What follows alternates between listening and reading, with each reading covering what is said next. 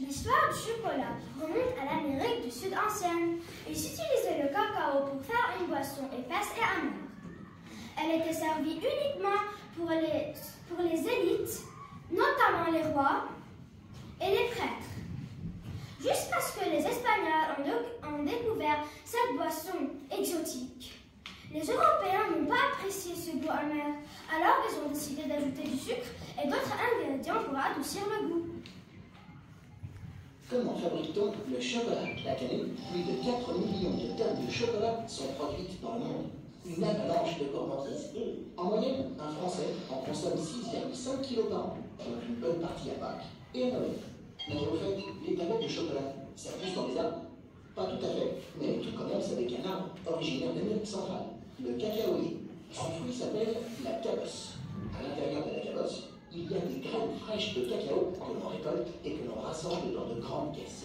C'est la fermentation durant laquelle la graine change. Sa pulpe est éliminée et elle se transforme en fèves de cacao. Puis les fèves sont rôties à plus de 100 degrés. On appelle cela la torréfaction.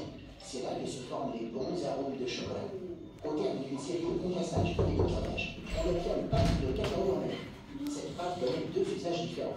Dans un premier cas, la pâte est pressée. Par cette opération, on sépare le beurre de cacao du cacao en poudre. Mais dans le cas où on veut faire du chocolat noir, on garde la pâte de cacao et on y ajoute du sucre.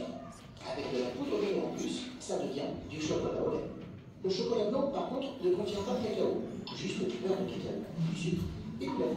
C'est le sucre ajouté au cacao qui crée des déséquilibres alimentaires.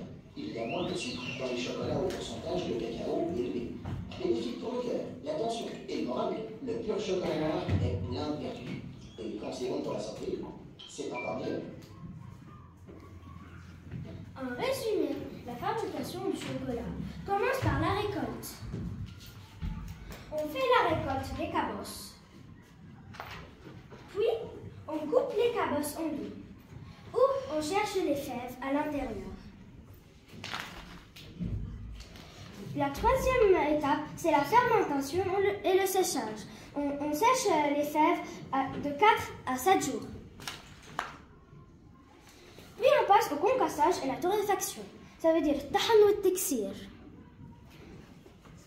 où les fèves se transforment en des petits morceaux. Maintenant, le malaxage et le broyage, où les petits morceaux de fèves vont être une pâte qui après va se transformer en tada, le chocolat. Un goût délicieux et très bon. Merci.